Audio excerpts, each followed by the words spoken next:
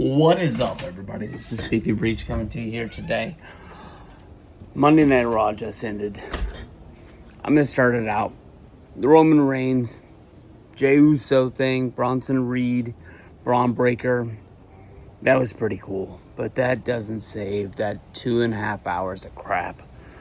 I haven't came out here and basically ripped apart a Monday Night Raw in a long time. That was a pretty boring edition of Monday Night Raw. That was like going back in the Wayback Machine of like a 2022, 2021, bad days of Raw. Nothing really happened. Probably the most intriguing thing that kept this like going throughout the whole show was the Dom and AJ storyline of Dom having to get cleared, trying to skate around Adam Pearce, getting him into the doctor's office, and going out and doing the tag match, and then finally getting in there and getting a physical, only to sneak attack AJ when he could have done that from the very, very beginning of Monday Night Raw. When he pulled up, he could have hit him with the car when he pulled up at the valet station at the beginning part. But AJ's mopping the floor like Joe Dirt in the background. Intriguing, kind of funny stuff, not making you laugh out loud kind of stuff, but just, I don't know. It just wasn't a very good edition of Monday Night Raw. Looks like we're going to be getting the tag match at SummerSlam. More than likely not going to be one of the main event matches of SummerSlam this year, but Roman Reigns, Jey Uso teaming up against Bronson Reed and Braun Breaker, seeing them in the ring together. And I think Roman put over Braun Breaker pretty damn good. I mean, looked him right in the face, said, hey, in a few years when you're running this place, that guy right there is going to take all the credit for everything you do. And shows you that even like guys like Roman Reigns believes that Braun Breaker is going to be running WWE, that he is a main event player. They just got to get him to that place. You just can't start main eventing right out of the gate. I mean, like Brock Lesnar, he won the championship his first year, and he was off to the races. Kurt Angle, even with that really tough, stacked main event division in WWE, he won the title, I'm pretty sure, within his first year. And he was off to the races. It doesn't happen often, but you got to push a guy just right. You can make him believable, and they're really getting him there. I made a video today on my way home from work. I still am in the same thoughts, even after seeing Gunther and CM Punk in the beginning of Raw. I don't think Seth Rollins is hurt. I'm not falling for it. I think that he's going to come rising out of the ashes, like Jesus on Easter Sunday, and then that's just it, man. I think SummerSlam is going to be a really good show. I think this Monday Night Raw was really slow. I think they built a lot of the matches. They don't want to give a lot of the stuff away for free. We get stuck in this sort of build up. They have time to build these matches, but they don't have a ton of time. I mean, we just went through pushing Saturday night's main event, pushing Evolution all in one weekend.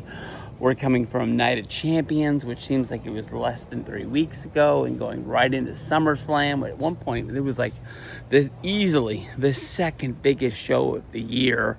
I think it's kind of the positioning of the year. It's like the second biggest show of the year, but I think the Royal Rumble is number 2. I mean, definitely a lot of people that wouldn't claim they were wrestling fans, they come back and they watch the Royal Rumble each and every year.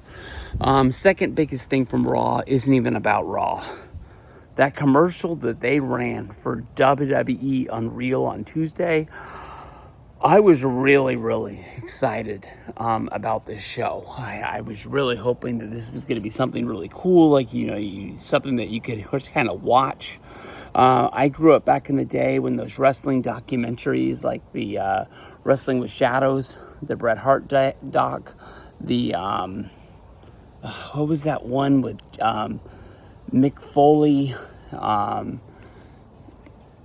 Oh, shoot. I went to the theaters to see that thing. They followed around ECW. I'm not going to be able to remember the name, and I'm not going to harp it and make this video 10 times longer just because of that. But those were docs that were really cool, even with like the VHS technology back in the day. I remember watching those when I was able to actually go out and buy the tape. And like, you know, you pause the stuff and you read the stuff in the background that's written on like paper or the chalkboards in Vince McMahon's office, and just seeing all the like the kind of like cool Easter eggs I guess you can find on your own. I really thought this was going to be a great show, and then WWE ran a commercial or like an ad telling you like what Unreal was going to be, and they showed you that clip from the Royal Rumble where they have to get the speed guy, I'm not even gonna claim that I know who he is, to join the Rumble because of an injury. And it's Triple H. You can see Stephanie in the back, and they're like, you got to get down to the ring, and they're trying to play it off like that's real. It played for the Royal Rumble. It's not going to play for a real reality show. Now, I'm telling you, like, when it comes to reality shows, I kind of watch Survivor, and that's about it. In my time, I'm not going to say that I wasn't above watching a lot of, like, reality shows. One of my favorite ones was called King of Cars back in the day on A&E, if anybody can remember that one, with the blue genie and the guy selling the cars. Honestly, all as fake as can be. But it was just fun, nothing TV that you could watch. I thought this was going to be really good. If it's going to be like that, I got no clue. But then later on in the night, they ended up running the commercial twice when they went to commercials here in the States on Netflix. The Netflix commercial was like showing an interview with Cody, showing an interview with Punk, showing an interview with Cena, knowing that like these main guys are going to be a part of the show, showing Triple H sitting in the booking room. And it's like, wait a minute, that's the show I want to see. I don't know what we saw a minute ago. Cut that crap out. It's almost like maybe like, I don't know who made the show or what I'm trying to get to, but like maybe WWE wants the show to be one way, and maybe Netflix wants a different style show. I'm hoping that we get the Netflix style show that I'm hoping is going to be out there. But back to Raw. Bayley and Lyra, they fought for the tag titles. Their deal is done. Even Lyra was confused why Bayley wanted to be her friend, fight for the tag championships again. Bayley was just trying to get her WrestleMania 41 tag title shot, and they were friends. They were friendly, but basically it ended up being a whole big old deal with just about everybody getting involved after Becky Lynch got in there. Match ended up, was nothing. And then we had Io Sky versus Stephanie Fakir getting, booked on the fly, non-finished there because Chelsea Green and her two girls, Piper Niven and is it Jess Fire? So I don't know. Came down, and then it was a whole big old deal. Rhea Ripley came down to kick everybody's ass, and then Naomi was there. I forgot that Naomi was even the champion. I'll tell you 100% the truth. I just had a complete brain fog and just forgot the last week. I guess you can say. I just was thinking Io still was the champ. I thought the match with Stephanie was the championship match. Other than that, I mean, New Day lost their match. They're now saying that Austin Theory is injured. Maybe that's the reason why we haven't seen him in so long. So now Grayson Waller looks like he's going to be joining New Day. Kofi Kingston didn't want to add Odyssey Jones to the New Day back in the day when he thought that Xavier Woods was running stuff. I could have that the other way around, but he's going to let Grayson Waller join this group, they might as well get on the phone and just try to call Big E back and say, hey, you got any heel tendencies running through your veins right now? You want to come back and try and help get this back on the tracks. Other than that, I mean, Roman and Jey Uso against Bronson Reed and Braun Breaker. That's definitely to be added. We got a Intercontinental Championship shot. We got Dom going up against AJ Styles. I remember at one point thinking that maybe that the Judgment Day were going to break up, and Dom and Liv were going to go on to become baby faces and become the new faces of like WWE. That must have just got scrapped or never been a plan, because Dom is these past few weeks has been like a scared champion, not wanting to defend the title. He's just been ducking people left and right. I don't know, guys. I mean, normally I'm pretty pumped up when they come out here talking about like what Raw was. I thought this Raw sucked. That's just the best way to put it.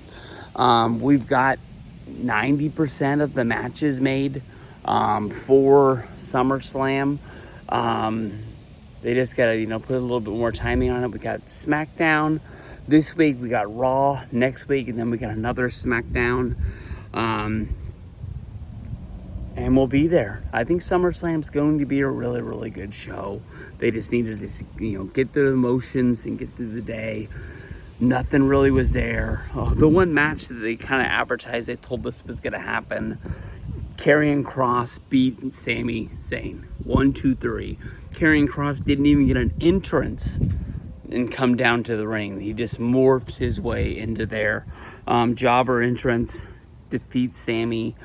Don't really know what they're going. Didn't really love the fact that Karrion Kross, he got busted up somewhere in his lip to mouth area, had blood all over his face. Scarlett came in, gave him a big kiss. She had blood all over her face. She didn't just try to wipe it off. She was like licking it off, and then she wiped it with her hand, and then she was licking the blood off her fingers. A little bit too much. Karrion Kross, awesome talent. People want to see him on Raw. I loved what he did at the WrestleMania pre-show. I really loved his WrestleMania documentary that he made. It was definitely a little bit too long for me, but I got the pace, and as I was watching it, there was a lot of good shit in there. I look at the guy. He's huge. I mean, the guy looks awesome. I don't understand how he does not win all of his matches. No good way to say this. He has the hottest chick in the game on his arm in Scarlett Bordeaux. The guy should be defeating everybody. And this is the third time we've saw him on Raw since the week before WrestleMania. When he was with the Final Testament, those guys were badass. I don't know how those guys lost. AOP, Disciples of Destruction. I don't know what their names were. And they had 2 runs in WWE. Once NXT tag champs, I know that. They were on the main roster for a minute, then they were gone for like what seemed like 4 years. They showed back up. I don't know. I wasn't in love with Raw. I don't think a lot of people were going to be in love with Raw. But let me know what you guys think. Peace out, everybody. I'll see you guys down the road.